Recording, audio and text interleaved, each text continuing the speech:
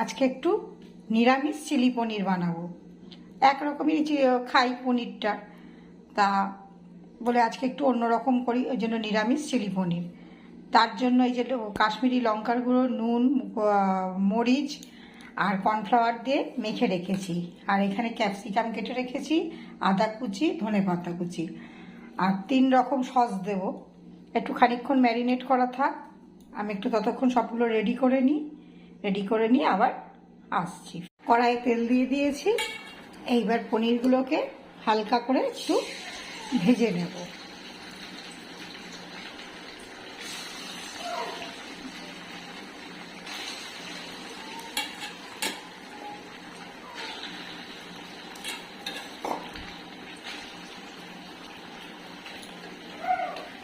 আর এদিকে রেডি করে নিয়েছি 3 রকমের sauce, tomato sauce, soya sauce আর চিলি সস।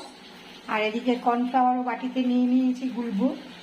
আর এগুলো তো রেডি আছে। এবার এগুলোকে ভেজে ভেজে তুলে তারপরে ওই আদা কুচি আর পনিরটাকে একটু তেলে দিয়ে নেড়ে নেব। নেওয়ার পরে সস দেবো, দিয়ে কর্নফ্লাওয়ারটাও গুলে দিয়ে দেবো। থকথকেও হয়ে যাবে খানিক। তার নামিয়ে ধনেপাতা আর একটু গোলমরিচ দেবো আর কাঁচা লঙ্কা কুচিয়ে দেবো। হয়ে যাবে আমার চিলি পনির। যদি ভালো লেগে থাকে সাবস্ক্রাইব করবেন, লাইক কমেন্ট করবেন, শেয়ার করবেন, সব পাশে থাকবেন। ভুল ত্রুটি হলে ক্ষমা করবেন।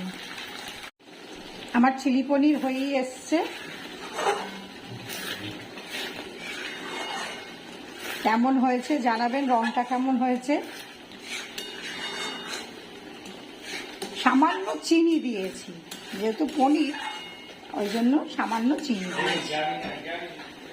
এইবার একটু গোলমরিচ দিয়ে দেবো, গুঁড়িয়েই রেখেছি গোলমরিচ। আর এদিকে ধনেপাতাও কুচিয়ে রেখেছি,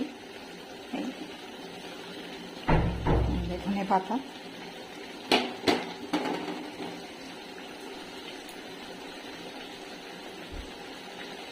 হয়ে গেল আমার চিলি পনির। গ্যাস বন্ধ করে দিলাম।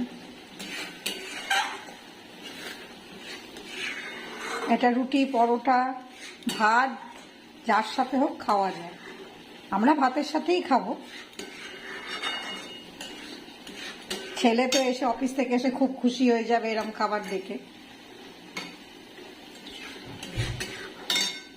কেমন হয়েছে অবশ্যই সবাই জানাবেন আর সাবস্ক্রাইবও করবেন।